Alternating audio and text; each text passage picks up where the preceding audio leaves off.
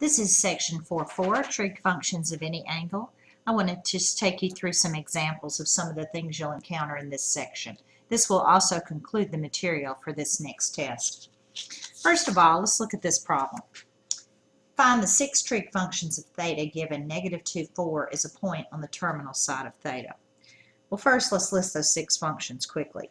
The sine of theta, the cosine of theta, the tangent of theta, and then the 3 inverse functions, the cotangent of theta, the secant of theta, and the cosecant of theta. Now, we've been working on this particular problem in class, but let's just go over it one time on camera. -2, 4 is in the second quadrant. The first thing we want to do here is we want to find our R value. Since we know that x is -2,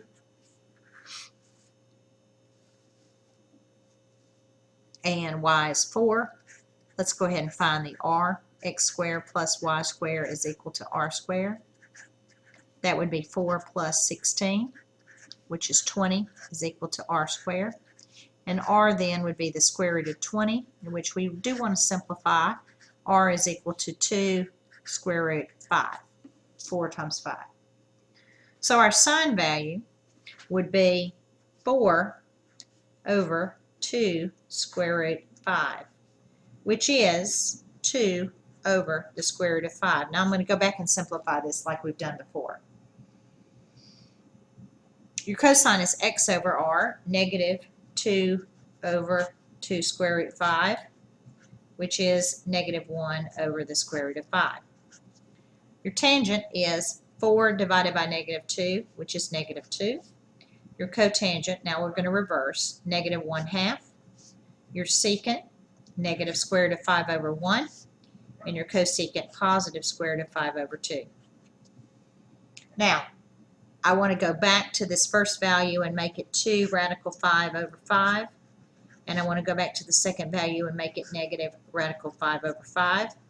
Look at your signs of your answers. You have a positive sine, negative cosine, tangent, cotangent, and secant, positive cosecant. That is in keeping with what we know about second quadrant, so this problem is complete. Now, you have been doing some of this, but I just wanted to have an example on the camera. All right, second problem I want to look at with you now. This is a new problem, and I really enjoy these problems. It says, kind of given a hint, the tangent of theta equals 5/9, and I want to underline this in red because this is important. There are 2 tangents that are positive, one in first quadrant and one in third quadrant, but this angle happens to be in third quadrant. Find all 6 trig functions of theta. So again, I'm going to list our 6 right here: sine, cosine, tan, cotan, secant, cosecant. I'll go back and add a quick theta by each of them. Here's what I already know, 2 things. Theta is in quadrant 3, and its tangent is 5/9, and so that means its cotangent is 9/5. Now the other 4 values are unknown at this point. Now here's what we want to do. We want to take our definition of tangent. Tangent of theta is defined as y over x. So that means y is 5 and x is 9. But if they're in quadrant 3, actually they're both negative. Move that over just a tad. There you go. If they're in quadrant 3, they're both negative. So x squared plus y squared is equal to r squared. That would be 25 plus 81. Actually, 81 plus 25 is equal to r squared. That's 106. And r is equal to the square root of 106. And 106 is 2 times 53, and 53 is prime, so that should do it. Now, again, the signs are really important here, but you can always adjust them at the end. So let's just go through and say, let's just pretend I didn't have those negatives. I just had 5 and 9 and 106. I would go through here and put 5 over 106. I would put 9 over 106. I would put 106 square root of 106 over 5, and I would put square root of 106 over 9. Then I would go back up here and write 5 square root 106 over 106, and 9 square root 106. You can tell I made this up. It's not very pretty, over 106. Now, before I leave the problem, I need to go back and say, oh, that's right. In quadrant 3, the only thing that is positive is tangent. So I need to make the sine negative, the cosine negative, the secant negative, and the cosecant negative. So the signs on this kind of problem are very important. Now notice I had already put the negatives by the y and the x from the start. So I would have had those correct. But when I first started doing this as a student, I kind of forgot about that. So I would just have a 5 and a 9, and I would go, and that's why it's very important to come back and make sure your signs fit the rules for all students take calculus, which now this one does. This is in quadrant 3, so only tangent and its inverse are positive. The third question I have for you concerns the trig values of the quadrantal angles, and this is a confusing thing for some people, so let me just go back and remind you that these are called the quadrantal angles. They are on the lines, and if you can remember your unit circle, these are 0, 90, 180, 270, and 360 are at these points on the unit circle. So what I want to do is make a little chart here, basically. Let's make a sine, a cosine, and a tangent. I really should do all 6, but I'm kind of out of room on this paper, so I'm just going to stick to these 3. And let's start at 0 degrees, and 90 degrees, and 180, and 270, and 360, which I can copy from 0. Now let's remember the definitions. Y over R, X over R, Y over X. And remember, if this is in a unit circle, it's really just Y and X and Y over X. But let's just look at this first one. So Y over R is 0 over 1 is 0. The cosine is 1 over 1, which is 1. And the tangent is 0 over 1, which is 0. So the functions of 0 degrees are, I'm going to push this up just a little bit because I am going to keep on writing if I can. Let me stick a little piece of paper under there so I can get a little bit more. There we go. So the sine of 0 degrees is 0. The cosine is 1. The tangent is 0. Now let's continue. The cotangent would be undefined because it's 1 over 0. The secant would be 1 over 1, so it would be 1. And the cosecant would be 1 over 0, so it is undefined. All of these functions will have 2 undefined values. All right, now let's look at 90. 90 is up there at the top. Let me pull it down just a little bit so you can see it. There it is. It's 0, 1. All right, so the sine would be 1. The cosine would be 0. The tangent would be undefined.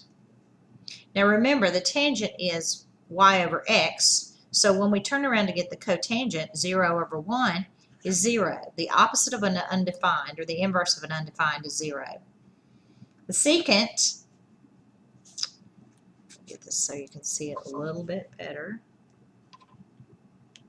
Can't make it move. Let me see. There we go. The secant of that is, let's see, where are we? We're undefined, we're 0, and then I've got another undefined and a 1. At 180, sine is 0, cosine is -1, tangent is 0, cotangent is undefined, secant is -1, and cosecant is undefined. At 270, sine is -1, cosine is 0, tangent is undefined. Cotangent then would be 0, secant is undefined, and cosecant is -1. And of course, for 360, we'll just copy the ones from 0 again.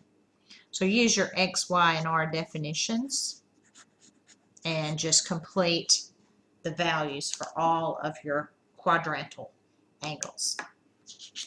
All right, moving on. I want to talk to you about this last little thing. Let me cover this up where I wrote on this. Trig values of non-acute angles. We've already dealt with this really. I've got two examples of angles that are greater than 360. Look at this first one. If you want to know the sine of 660, this is all the way around once to 360 and then back around to 300 degrees, which is in the fourth quadrant. So this is the same as, I'm just going to write a little note here, same as the sine of 300. Now, 300 is on your special unit circle. If you look at 300, this is a 60-degree angle, and so its values are 1/2, comma, square root of 3 over 2, negative. So the sine is the y. So your answer here is negative square root of 3 over 2. Same way with negative 405. If you picture what it looks like, it is negative 360 plus you need another 45. So it's down here in the fourth quadrant right there. The point on your unit circle is square root of 2 over 2, negative square root of 2 over 2. And so the cosecant is the inverse of the sine. The sine of this is negative square root of 2 over 2. Therefore, that's what those three dots mean. Therefore, the cosecant is negative 2 over the square root of 2. And if you rationalize this, the square root of 2 over 2's, square root of 2 over square root of 2. You're going to get negative 2 square root of 2 over 2. Those are going to go out, and you're going to get negative square root of 2. Let me move that over where you can see it a little bit. There it is. Negative square root of 2. All right, continuing on. We've got one more. That may be it. No. Finally, let's remind you, for all the angles that are not special, you can use your calculator. And all you're going to do is you're going to push the button that says trig on it. And when you push that button, you're going to see a menu come up that's actually got all 6 functions. They go like sine, and then cosine, and then tangent, and et cetera, et cetera, et cetera. And you're just going to toggle over to the one you need and press the button, and then put this degree measure down. Now, your values are going to be in however many digits you've got your calculator set to. And most of us have set ours now so that we can float 10 or 12 places just for rounding on our website. So what we want to do is we want to read our instructions as far as rounding, but like on the sine one right here, if I push my trig button and I press the sine and I put 72 in there, remember we're in degrees, and I press enter, I'm going to round to 4 decimal places. So this is 0.9511. And this is my standard rounding instruction for this 0.5911. Cosecant 147, again, push your trig button. You can go right over to cosecant. The cosecant of 147 is, and I'm going to use 4 decimal places, and that includes, 4 decimals, 4 places past the decimal. So this is 1.8361. And the tangent of negative 312, no problem at all. Go to your trig key, go over to tangent, negative 312, and hit the enter, and you're going to get 1.1106.